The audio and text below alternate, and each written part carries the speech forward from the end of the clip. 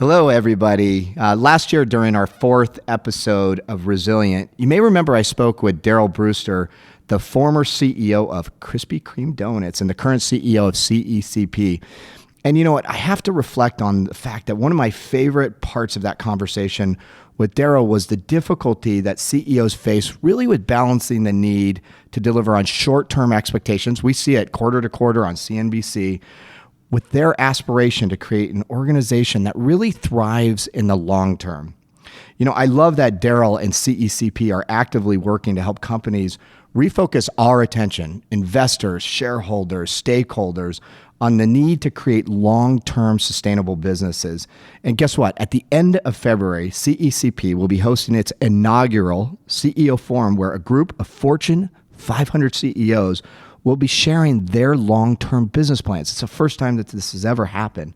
And because of the importance of the event, I wanted to share a very short excerpt from Daryl's original podcast where he discusses purpose-driven organizations and the advantages of integrating both social and environmental considerations into business strategy. Everything from enhancing a company's brand to engaging employees and identifying new markets is the value of taking this approach. So I hope you enjoy it. And if this whets your appetite, I encourage you to listen to the full episode, which can be found on iTunes, your favorite podcatcher, or even Deloitte.com.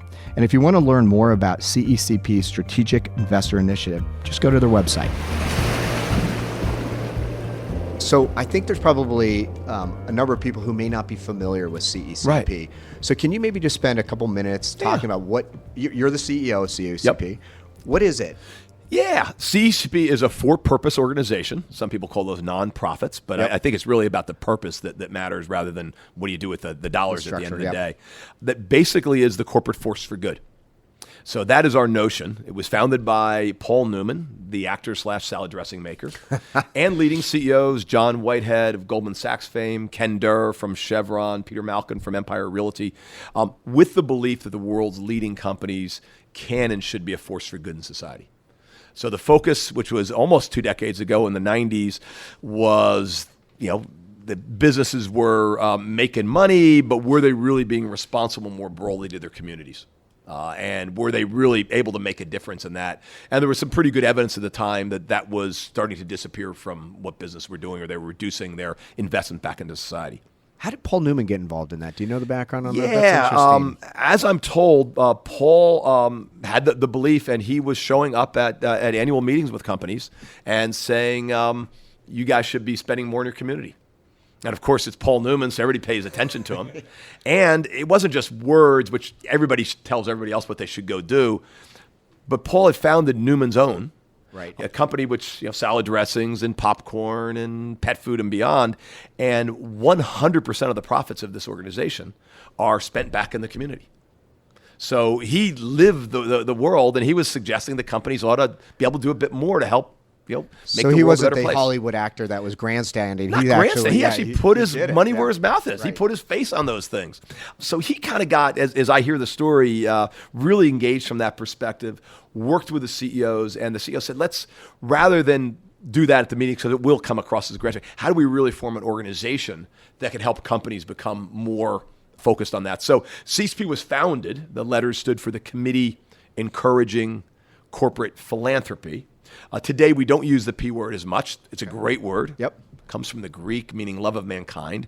But sometimes in the business world, it gets conflated with charity and giving away and all the rest. And this is shareholders' money. Right. We talk about in many instances. So today we just use the letters, and we can say what we want. It could be chief executives for common purpose, or corporations engaged in community progress. We can use what terms we want. You were really good with spinning these acronyms. Acronyms is actually one of my great skills. We all have one or two skills in life. So that's really what the group, today the group has well over 200 companies. They are among the world's leading companies, 2/3 of the Fortune 100. Our annual revenues of the companies we have are over $7 trillion, close to $8 trillion of revenue. As an economic unit, It would be the third largest economic unit in the world after the United States of America, if you compare revenue to GDP, and I think that's fair. China's second, but with one more devaluation, we may move into second place here. But these are big companies. They're global companies.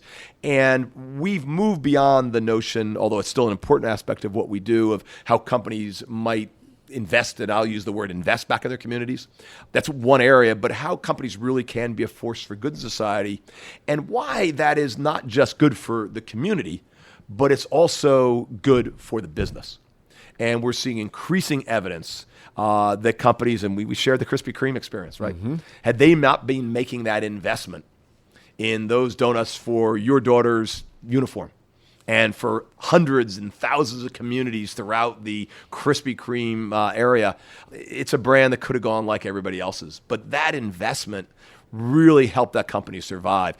We think not only does it help companies survive, but increasing evidence that it really helps companies prosper by really being aligned with society. In fact, I think it's almost a tautology. Companies that are not aligned with society will go the way of Circuit City and perhaps it's Peabody Energy and Blockbusters and others. I mean, that's also part of our other piece of thinking about where the world's going. The way we kind of look at it is companies are really good in what I'll call their transaction chain. They know how to buy and sell and all that. But the community as the group is going to be your next buyer, and it's going to be your next employee. It's going to be the people who are going to protest in front of your store, but it might be also the group who's going to provide your company awards and give you funds to be able to expand your business. And that's really the community. And we've got to connect with those as leading companies. So it sounds like what you're saying is, I think oftentimes, especially maybe over the last 10 or 15 years, when people would hear about corporate social responsibility and things like that, they would think about it as just kind of a nice to have. What I hear you saying, I think this is really important, is this is actually fundamental to doing business today. An essential part of business for two. One, the license to operate, some have suggested that. Right. And for some companies, it may be, people who are kind of at the edge of what they have done.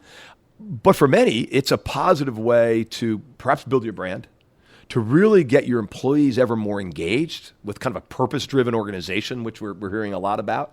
It is a wonderful opportunity to identify new markets. Essentially, a lot of the community efforts the companies are doing are really meeting the needs of the underserved.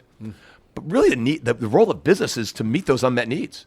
So can those ideas that be translated actually into business opportunities? Good news, if they're business opportunities, they'll sustain themselves. So how do we really deal with those areas? We're seeing really clear evidence, particularly as people have outsourced things, about how you can really make sure your supply chain is good and strong. What companies like Hershey and Nestle have done on free trade chocolate and free trade cocoa, and how they've really raised the bar, still room to go, but how they've raised the bar in terms of how people are dealing with cocoa farmers in the Ivory Coast and things along those lines. I mean, these are fundamental, because if that supply chain goes away, you're in trouble. So another, risk management. Right. Huge area. In fact, the evidence, great study coming out of Harvard, the companies that are more aligned with where the community and their society, more transparent, can borrow at lower rates. They have a less risk profile. What about millennials? Is that impacting this as well? Yeah. I would imagine millennial expectations, because this seems like it's totally in line with It's totally in line with that. Now, I don't know whether it was the time and millennials are now here, or millennials are driving. I actually think millennials are playing a key role in that. Right. It used to be, maybe you made money and then, in your will you gave it away. Right. And then others said, okay, when I retire, I'll give some of my funds away. I think today millennials and those who want to or think like millennials, or maybe have a bunch of millennials, want to be doing good throughout their career. It's not like I want to do something bad, take the end proceeds and then donate them away. But what am I doing today that's good? How do I really get engaged in what I'm up to? How do I really have a purpose in what I'm doing? We're looking at numbers now that 20% of American workers really feel they're engaged at work. Which is think about that, which That's is incredibly so low. Yeah. But we know when people have a real purpose, and that purpose of the organization, it includes making money, and very important. Nothing wrong with that. But if that purpose is at a higher level, that's going to get people more engaged in what they do. They're going to be less likely to do something dumb. They're going to be more likely to do something smart and put that extra time and energy in. I just think back in my career, and there's probably been 2 or 3 or 4 times where I felt like I had a deep sense of purpose, something that transcended the money I made, the role that I had, what I was doing. I was actually making an impact on this world. And I think what you're saying is the more that we could give our people in our organizations that sense of purpose, the better you're going to do as a and company. I think people have an opportunity to create it on their own as well. I mean, I don't think it's just one way. It's a two-way street. But I think companies that are involved in the community, seeing how their products interact with other people or their services, I think these are ways that we can really have business be seen as a force for good in society. So one of the things I'm really interested in, you talked about the number of really incredible, iconic companies that are part of CECP. Do you mind just mentioning a couple of them? I'd love to be able to profile some. Yeah, I mean, I think we literally go from Aetna or AT&T at the A's up to Xylem and Xerox at the Valve. So it's really an array of those companies across industries. Big Four accounting firms are part of our group. We have a lot of groups there. We have groups like Vanguard, which manages trillions of dollars in investment funds. We also have leading companies in virtually every industry. If I call some, then I got to call others. Yeah, so we go on a lot. Get the We'll send the list on, but just really great companies that are really doing some really remarkable stuff. Unilever is part of our organization, who I think is in many ways leading the way in this notion of sustainable value creation. Paul Pullman, who's doing really a terrific job. Every year we have a CEO conference, and we bring in the fine CEOs. And last year we honored UPS and David Abney, their terrific CEO, as a force for good CEO. We heard from CEOs from up and coming companies like the Container Store and Eileen Fisher, which were great. We also heard from Aetna, Mark Bertolini, their CEO. We honored Ron Williams, who was their former CEO. A great conversation of passing the baton on and the wonderful stuff that Aetna is doing as we really transform the American healthcare system. Lots of challenges, but some of the progress made. Mark Bertolini is one of my heroes. I don't know if you've the story behind the accident he got into and how he's transformed the organization. Mark's an amazing guy. I mean, these stories go on. We had J.P. Bilbrey, CEO of Hershey, who's doing some remarkable stuff. We talked about in the supply chain. Fitz Johnson from SC Johnson, family-owned company, doing remarkable stuff. Mitch Barnes, CEO of Nielsen. So those are just some of the guys who spoke. We have about 50, 60 CEOs who participate, and a great chance for companies to talk about how the role of business within society and how companies can make a positive difference and do it in a way that can be positive for their business. This isn't just charity. This is about good investment. It's not going to pay back in a month, but most good things don't. But it can really have a positive and a huge impact on the companies. So you're talking to a lot of CEOs. Have you seen a trend in the last few years where more of them are getting on board? I think so. I think there are countervailing forces. Yep. Let's face it. We're in a real world. I think there are companies that are looking at these, that are looking at the longer term plans, that are understanding the power of really connecting with millennials and today's consumer base. People talk about social media. It's really the social message. And companies that are down deep, and it's so easy for companies to find out, what companies are up to, what they're doing, where they're sourcing from these days. And we're seeing enormous growth happening among companies who are kind of getting it right, both small and larger organizations. So we are seeing a trend up, but we also have countervailing forces. The activist community, and also short-term, there's some longer-term activists as well, but short-term activist community, the short-term nature sometimes of Wall Street is a really countervailing force to this. What's in it for me now? What's in it for me today?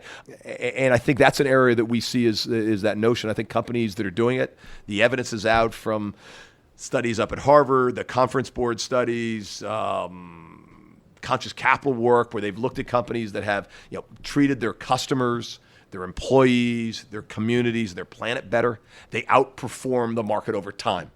They may not this quarter, but I mean, the short term isn't going away. We need to deal with that. We certainly lived through it at Krispy Kreme. You had to do that. Right. But I think it's just striking, while we talk about survival, we need also to talk about sustaining growth. And how do we strike that balance? Today, we had, the numbers I'll be off a bit, but a couple professors had their graduate students look at quarterly earnings calls, and counted the number of short-term versus long-term words. You could just guess what the answer would be. Short term. Right. Short term. I mean, overwhelming. And the notion isn't those should go away, but maybe it's a better balance. Maybe instead of 95%, it's 70-30, 50-50, or your short-term results are put in the context of your longer-term aspirations. That's I have not heard about that study, but that's fascinating because words matter, right? Words matter. Yeah. And that's what you're talking about. And by the way, that's not stuff to call. That was what you prepared for the last couple of days. That's what you took your board through. Right. That's 4 times a year most companies are going through those.